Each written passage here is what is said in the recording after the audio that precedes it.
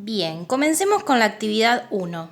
En la actividad 1 teníamos que representar en un sistema de ejes cartesianos los números complejos.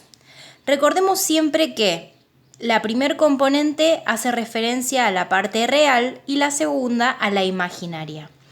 Indistintamente, si el número se encuentra representado en la forma binómica, que es esta en forma de suma o resta, o en la forma cartesiana, que es esta en forma de par ordenado.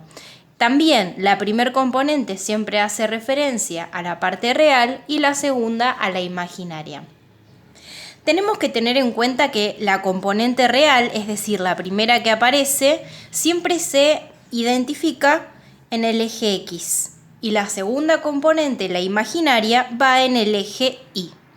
Entonces, por ejemplo, la primera dice 2 es la parte real. Entonces me paro acá arriba del 2. Simplemente me posiciono ahí. Ese punto no es la solución.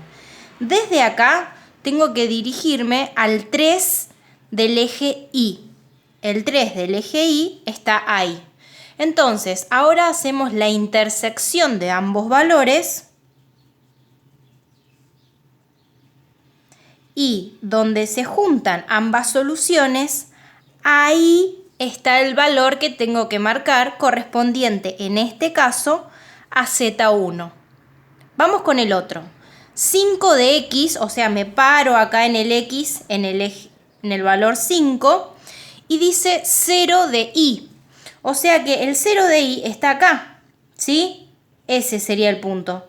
Entonces, si hago la intersección, el punto me queda sobre el eje X.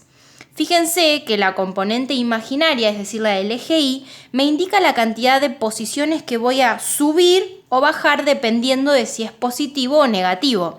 En el anterior, como decía, más 3, subo 3. En este caso, como es 0, no subo nada, me quedo ahí.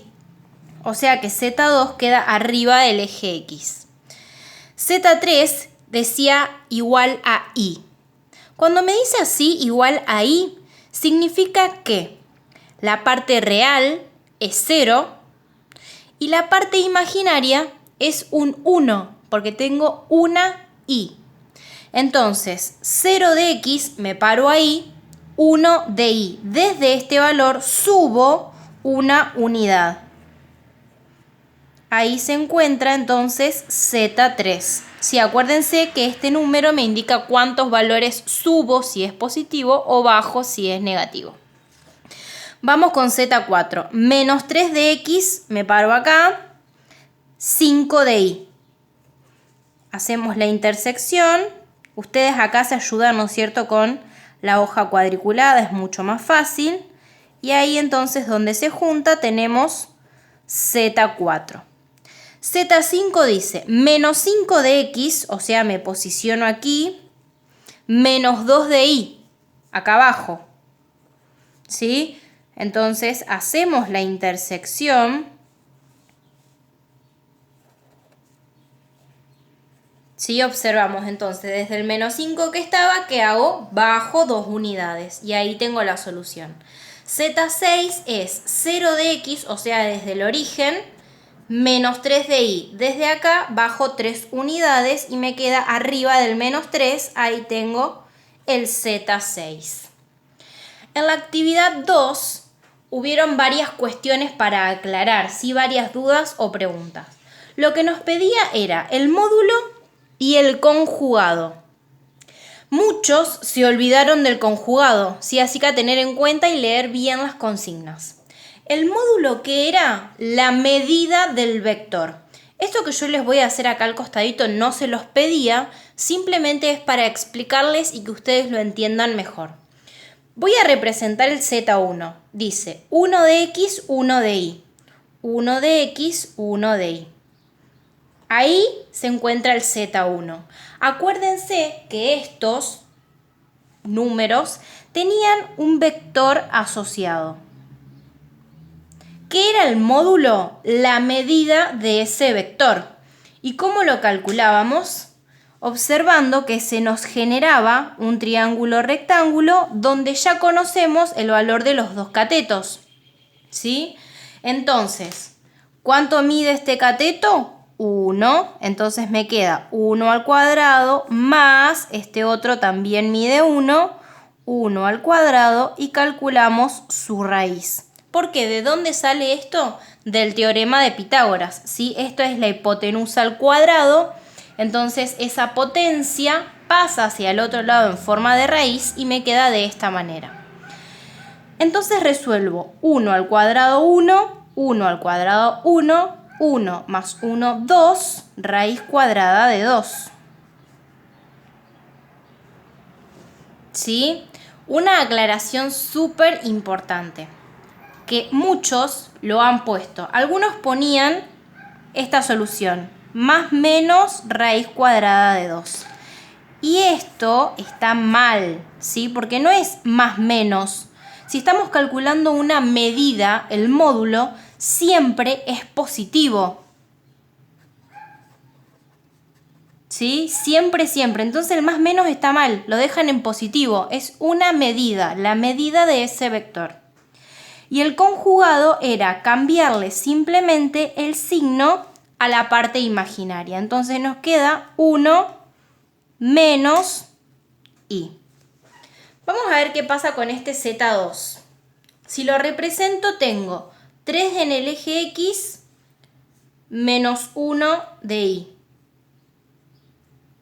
Es este puntito de acá. Si quiero formar el vector,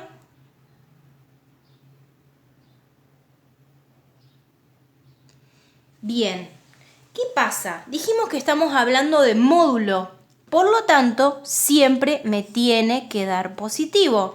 Y es que es cierto, si yo mido este vector, me va a dar un valor positivo, ¿no es cierto? No importa que esté en la parte de abajo, en la parte negativa, su resultado, su medida es positiva.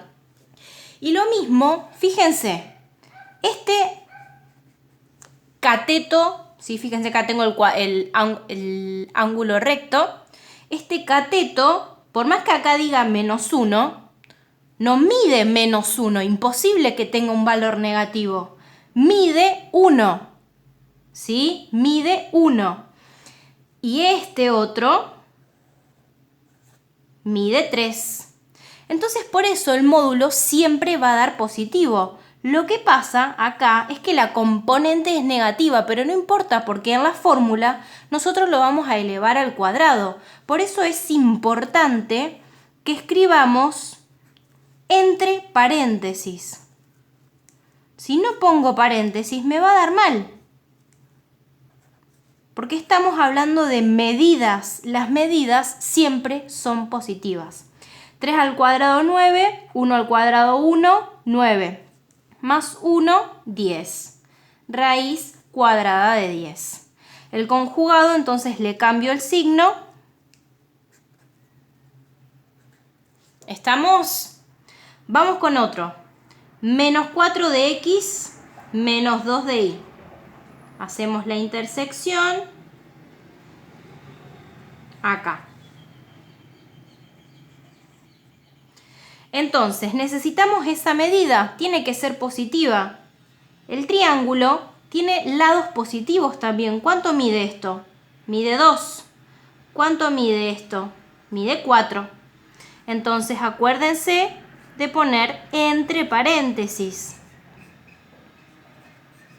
Y fíjense una cosa importante, ¿no es cierto? La medida de todos estos son números reales, es decir, ¿cuánto mide esto? Mide 2, no mide 2i. Fíjense que en estas fórmulas nunca uso la letra i, porque la medida de los catetos son números reales, no imaginarios.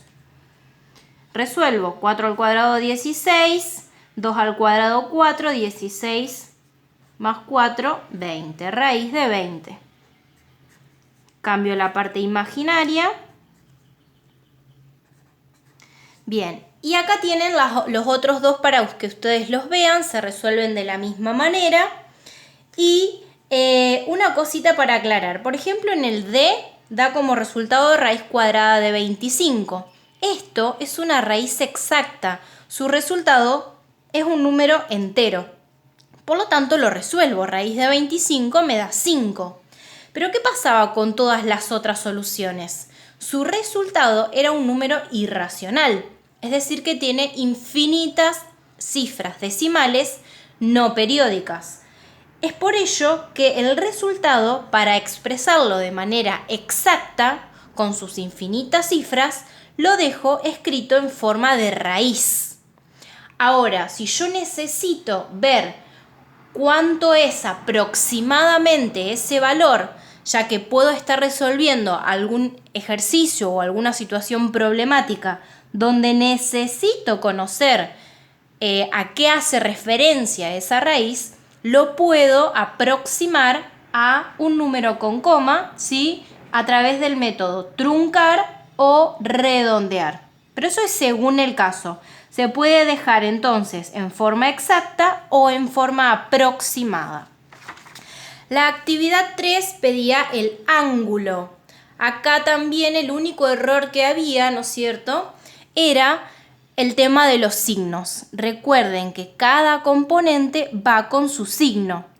Y otra cosita, no me escriban el resultado directamente, ¿sí? Hacemos el proceso.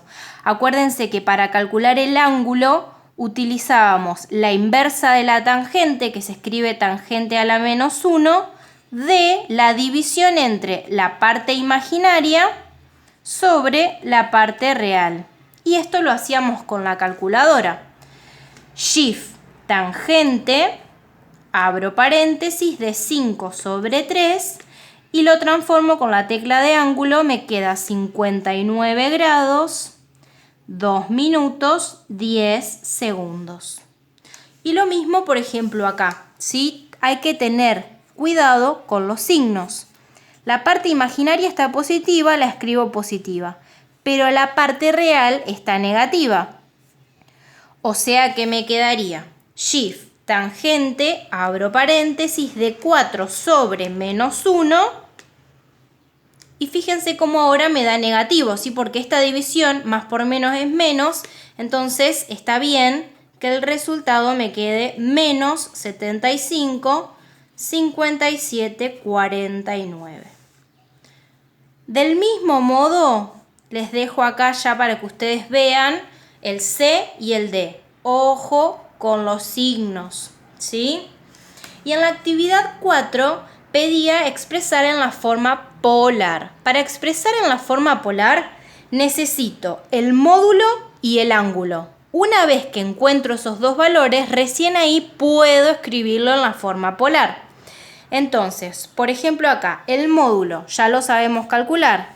La raíz de las componentes al cuadrado, teniendo en cuenta que si está negativo lo pongo entre paréntesis y que solamente escribo el número sin la letra I.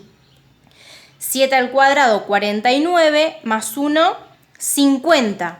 La raíz de 50 me da 7,07. En este caso estoy aproximando.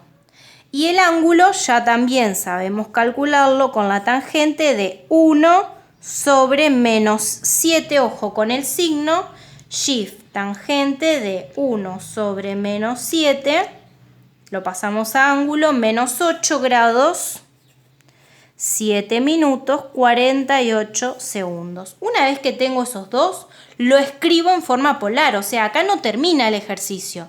El resultado sería entonces 7,07 y acá arriba escribimos el ángulo. 8 grados, 7 minutos, 48 segundos. Vamos con el B. La raíz cuadrada de las componentes al cuadrado sin la letra I. 2 al cuadrado, 4. 6 al cuadrado, 36. Me quedaría raíz de 40, que da 6,32. Y el ángulo entonces es la inversa de la tangente de 6 sobre 2. Shift tangente 6 sobre 2, ángulo 71 grados, 33 minutos 54 segundos. Estoy preparada para escribirlo en la forma polar. 6,32 sobre 7 grados, 33 minutos, 54 segundos. Y acá les dejo para que ustedes se autocorrijan el C y el D, que se resuelven de la misma manera, ¿sí? Entonces, mucho cuidado con el tema signos. De hecho, fíjense acá, yo me equivoqué. Este me dio negativo y acá me olvidé de escribirle el menos. Sí, hay que ser cuidadosos con el tema signos.